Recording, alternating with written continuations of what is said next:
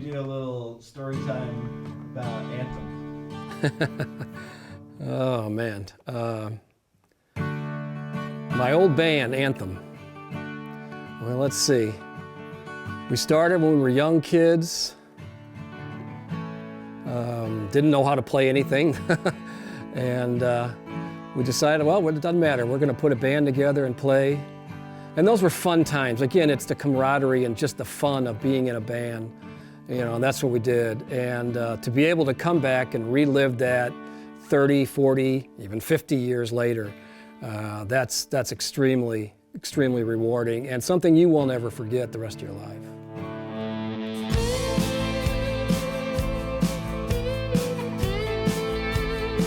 My name is Jim Carlton. I am an investment manager. I have a company in the Woodlands, Texas. Been there for over 20 plus years, but I'm originally from St. Louis, Missouri. Rich Talapik is a good friend of mine. As a matter of fact, we grew up a door away from each other, so we were basically neighbors since we were little kids. I was probably in 8th grade, and I was a drummer, and Jim really didn't play anything at that point, but we both loved music, and we wanted to start a band. The first job we ever played was for deaf people.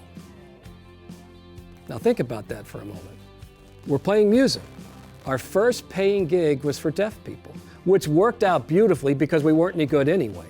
And you wonder, well, how did they enjoy the music? Well, they could feel it. You know, the rock and roll especially, playing loud, they could feel it. And they danced, it was wonderful. But they couldn't hear my vocals, which was perfect because we're not very good. We became a pretty decent cover band later on. You know, I did it throughout high school. We played at, parties and in some clubs and frat houses and a bunch of stuff like that. But we never really did original music. This kind of was our life's goal, to be a musician. Of course, life gets in the way and those things usually don't happen. I met Rich and Jim about 3 years ago. They were just two guys who wanted to record some songs. They had been in a band in the 70s in high school and had all this kind of fun history of being kind of wild and young. And then they went off to become professionals. We found out an opportunity to come and record in a real professional studio with a real professional producer. My goodness, this was something we couldn't pass up. So it was very exciting to be able to do something like this later in life and kind of fulfill a dream that was never fulfilled. I will send Kyle just a very, very rough, maybe acoustic version of a song, an idea. I will take these songs, I'll look at them, and I do a little quick demo at home. And I'll send them back to say, how do you like the feel? He does his magic, figures out kind of maybe how to word things, how to maybe change a chorus here and there. Usually they like it, and we go, okay, well we're gonna take that concept, and when we go to the studio, we're gonna just blow it up. We're gonna put real drums on it, we're gonna really produce it out, we're gonna get it just right. It's kind of mind-blowing because there's really not anything quite like this. Amazing recording studio, professional sounding room, one of the most musical sounding live rooms I've ever been in. I've been in a few studios over the last few years, and there's nothing that compares to when you walk into this place.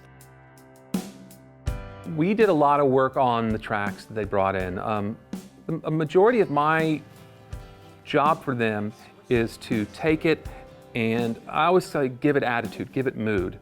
They might have it where it's just a straight guitar strum, and I want to take and go, hey, what if we took this picture and just changed the frame a little bit? If we change the melody and work on it and kind of sculpt it around, we could probably take it to a brighter, so it lifts, versus just kind of cruising the entire time. On this project that we're working on, we were very lucky enough to have Brandon. I think that was the unexpected part of what all developed, where gaining access to a world-class drummer, that added element just kind of took it to a new level and allowed us to then not be so worried about how we had to play something, but we could have some professionals help us play some of these things. Oh, that changed everything. That took a lot of pressure off.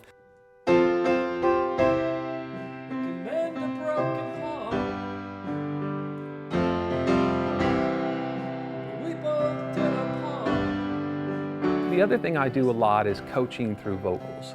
It's singing the song is, if you don't do it professionally, it can sometimes be a little strange, and you don't realize that there are a couple little things that you can make. If you tweak it 5%, you're going to make a 50% difference, and it's going to get better. When you get into a studio situation, folks who have had a lot of experience in studios, like the professionals do, boy, that saves a lot of time because they're able to know what they're doing, how they're going to layer things. I'm not a taskmaster on things. I want people to do it and have a great time. So if it feels good, it is good, and that's the way I kind of look at these projects. We're going to make a great record, but more importantly, you're going to have a great time making it. Do you believe in Jesus? Music is part of every moment of every day. And to be able to even be a small little part of that in your own little way, that's very exciting. And to contribute to the tapestry that is music. Just to have one little stitch in that tapestry, that's pretty awesome. My salvation and my